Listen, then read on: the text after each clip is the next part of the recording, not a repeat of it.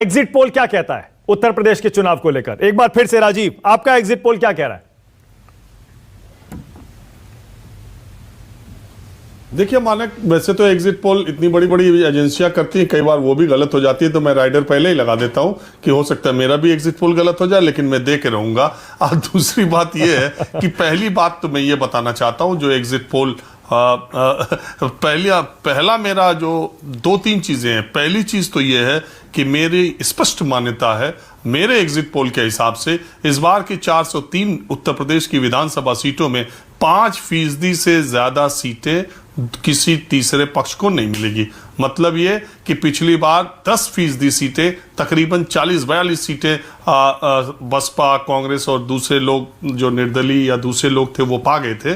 इस बार ये आंकड़ा 20 से 22 से ज्यादा जाने वाला नहीं है। 380 सीटों का बंटवारा भारतीय जनता पार्टी और समाजवादी पार्टी के दोनों के जो गठबंधन है, इन्हीं के बीच में होगा। अब इसमें भी मुझे, अब एग्जिट पोल चूंकि आने वाला है, मैं ये अपना एग्जिट पोल आपको बता रहा हूं। मुझे नहीं लगता कि भारतीय जनता पार्टी अकेले दम पर या समाजवादी पार्टी अकेले दम पर 200 का आंकड़ा पार कर पाएंगे। मैं अकेले दम की बात कर रहा हूं। भारतीय जनता पार्टी के साथ दो बड़ी पार्टियां हैं, निषाद और अपना दल, उनको निकाल करके मुझे ऐसा लगता है कि भारतीय जनता पार्टी को 200 सीटों का आंकड़ा अकेले दम पर पाना मुश्किल होगा। ठीक वैसे ही समाजवादी पार्टी के लिए भी 200 का आंकड़ा पार कर पाना मुश्किल होगा। अपने गठबंधन दलों के साथ ही ये मेजॉरिटी का जो हाफ मार्क है उसको क्रॉस करेंगे, ऐसा मेरा मानना जमीन पर देखते हुए। और ये लड़ाई जो है वो कहीं ऐसी नहीं दिखाई दे रही कि कोई पार्टी 280 सीट पाएगी और कोई पार्टी 100 सीट पाएगी।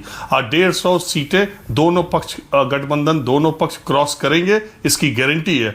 200 को पार करके कौन आगे जाएगा, ये थोड़ा टुडेस चाणक्य के ऊपर भी छोड़ देते हैं। ओके राजीव, आपने बहुत इंटरेस्टिंग एनालिसिस किया है और बहुत इंटरेस्टिंग एग्जिट पोल दिया है आपने जो सबसे बड़ी बात कही है, जिस पर मुझे बहुत ज्यादा दिलचस्पी है, मुझे हैरानी भी है। आपने कहा 403 सीटें हैं उत्तर प्रदेश की विधानसभा में, आपने कहा 380 सीटें, 403 में से 380 बीजेपी और एसपी को जाएंगी।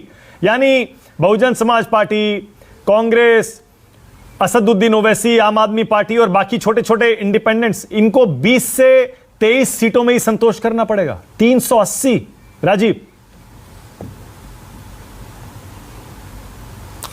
हाँ, और मानक एक बात और, आपने असदुद्दीन ओवैसी का जिक्र कर दिया, तो चुनाव के पहले उनकी बहुत चर्चा थी। मैं ये भी दावे के साथ कहता हूं कि असदुद्दीन ओवैसी का कोई भी उम्मीदवार, 2 उम्मीदवारों को छोड़ करके, क्योंकि अभी मैं उनका नाम नहीं लेता हूं, 2-3 उम्मीदवारों को छोड़ के असदुद्दीन ओवैसी का कोई भी उम्मीदवार 5000 से ज्यादा वोट उत्तर प्रदेश के चुनाव में नहीं पाएगा। ओके, वेरी इंटरेस्टिंग, बहुत बढ़िया। और राजीव, ये भी आप कह रहे हैं कि अकेले अपने दम पर बीजेपी और समाजवादी पार्टी 200 का आंकड़ा नहीं छू पाएंगी, यानी उनको अपने सहयोगियों पर निर्भर करना पड़ेगा।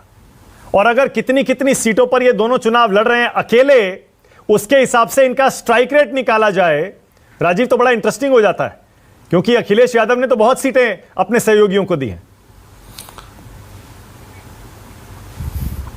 बिल्कुल, अखिलेश यादव ने करीब 55 सीटें, अगर आप देखें 55 से थोड़ी ज्यादा सीटें उन्होंने सहयोगी दलों को दी हैं।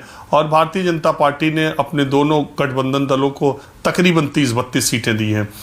तो आप देखिए, इसी हिसाब से 370 सीटों पर भारतीय जनता पार्टी करीब करीब लड़ी है और 350 सीटों के आसपास समाजवादी पार्टी लड़ी है।